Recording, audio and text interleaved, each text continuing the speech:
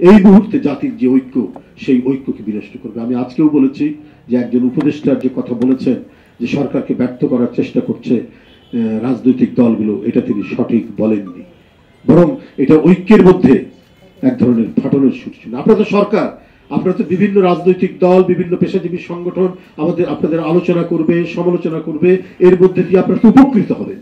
গণতন্ত্রের যে ভিত্তিভূমি, গণতন্ত্রকে যে একটি শক্তিশালী পর্যায়ে নিয়ে যায়, সেখানে তো সমালোচনা হচ্ছে একটি অন্যতম উপাদান। সেই উপাদানকে তো আপনি বিনষ্ট করতে পারেন না। সেটা তো মানে ইয়ের মধ্যে, যে ঐক্যের মধ্যে একটা বিভাজন রেখা তৈরি হয় উপদেষ্টার এই কথার মধ্যে দিয়ে। আমি মনে করি যে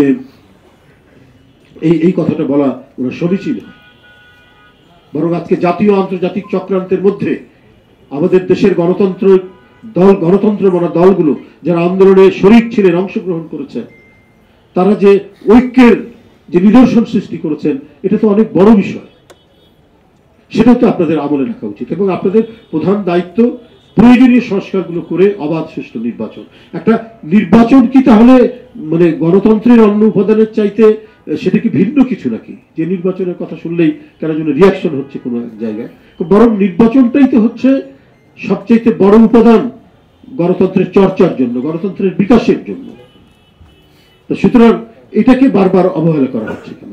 বরং রাজনৈতিক দলগুলো থেকে সংস্কারের কথাও বলা হচ্ছে একটা যৌক্তিক সময়ের মধ্যে করুন এবং অবাধ সুষ্ঠু নির্বাচন দিন। জনগণ যাকে সরকারে বসাবে সেই সরকার হবে, এটাই তো সোজা কথা। মহান বিজয় দিবস উপলক্ষে বিএনপির কেন্দ্রীয় কার্যালয় ও দেশব্যাপী বিএনপির সকল কার্যালয়ে জাতীয় ও দলীয় পতাকা উত্তোলন করা হবে। মহান বিজয় দিবস উপলক্ষে বিএনপির উদ্যোগে রাজধানীর রমনাস্থ ইঞ্জিনিয়ার্স ইনস্টিটিউশন 15 ডিসেম্বর বেলা 2টায় আলোচনা সভা।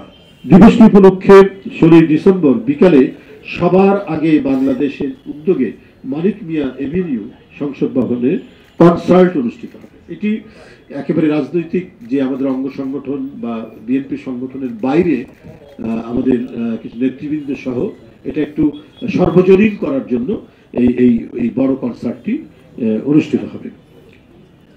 এটা 16 তারিখে।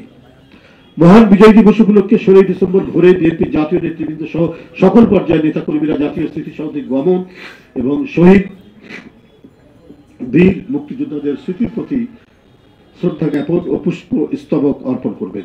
সভায় জাতীয় স্মৃতিসৌধ থেকে ফিরে বিএনপি জাতীয় নেতৃবৃন্দ সহ সকল পর্যায়ের নেতাকর্মীরা মহান স্বাধীনতার ঘোষক শহীদ রাষ্ট্রপতি জিয়াউর রহমানের মাজারে পুষ্পার্ঘ অর্পণ ও ফাতিহা পাঠ করবেন।